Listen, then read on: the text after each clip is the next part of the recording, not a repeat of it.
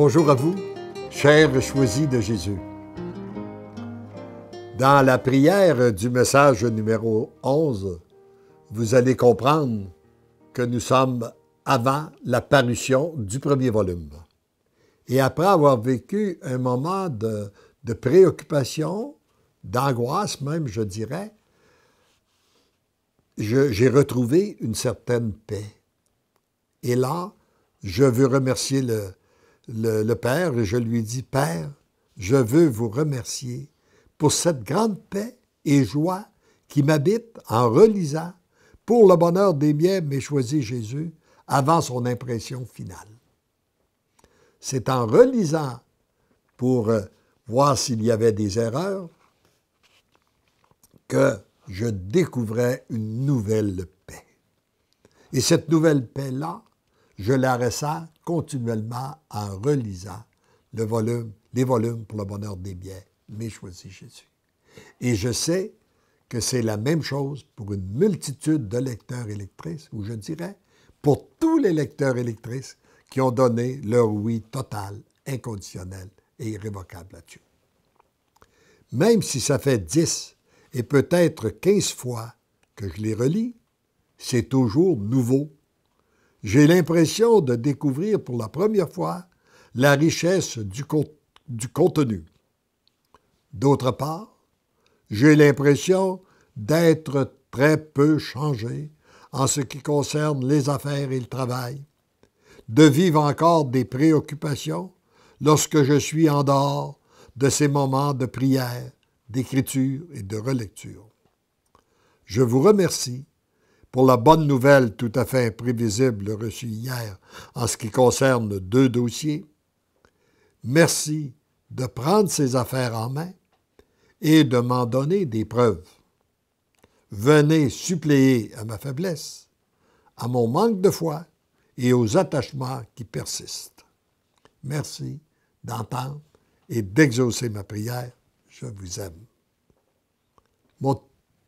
Mon cher petit enfant de mon cœur, si tu savais ma joie de venir suppléer à ta faiblesse, si tu savais comme j'ai bien en main toutes les situations ou préoccupations à la suite de tes demandes répétées et ton abandon et de tes consentements.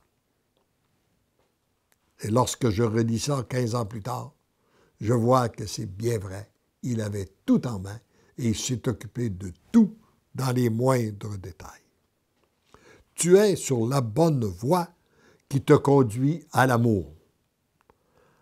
En plénitude, tu as à intégrer et à faire vivre, à laisser vivre l'être nouveau qui se construit en toi.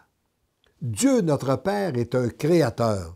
Il recrée continuellement et il nous recrée continuellement. Et c'est ça qu'il nous dit.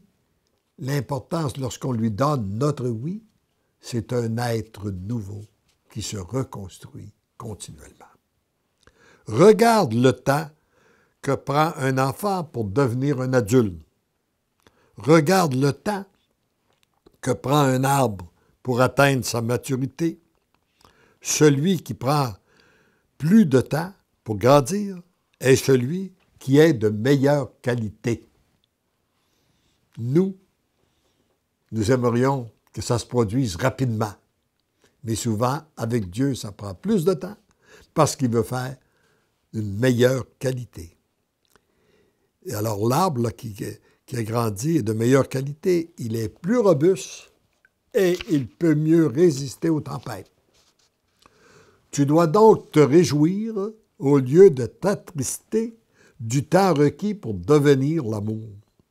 Plus le délai est long, plus tu seras fort pour traverser les tempêtes.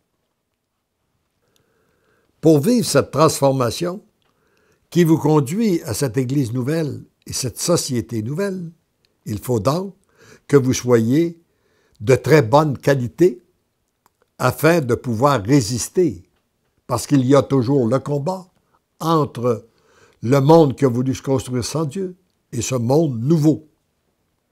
et nous qu'il nous choisit, eh bien, pour construire ce monde nouveau, nous ne pouvons plus nous laisser influencer par les courants de ce monde qui sont contraires à la volonté de Dieu. Cela doit se faire lentement. Ne perds pas de temps à regarder ce qu'il te manque. Regarde plutôt ce que j'ai opéré et que j'opère en toi en ce moment, autour de toi et à travers toi. Mon fils bien-aimé, tu es comblé de grâce et d'amour. Laisse au temps le pouvoir de les intégrer en toi. Vous devenez et tu deviens l'amour. Lorsqu'il nous dit de laisser au temps, le plus important pour entrer avec la relation avec notre Dieu, c'est le moment présent. Ce n'est pas celui que nous avons vécu hier, il est passé.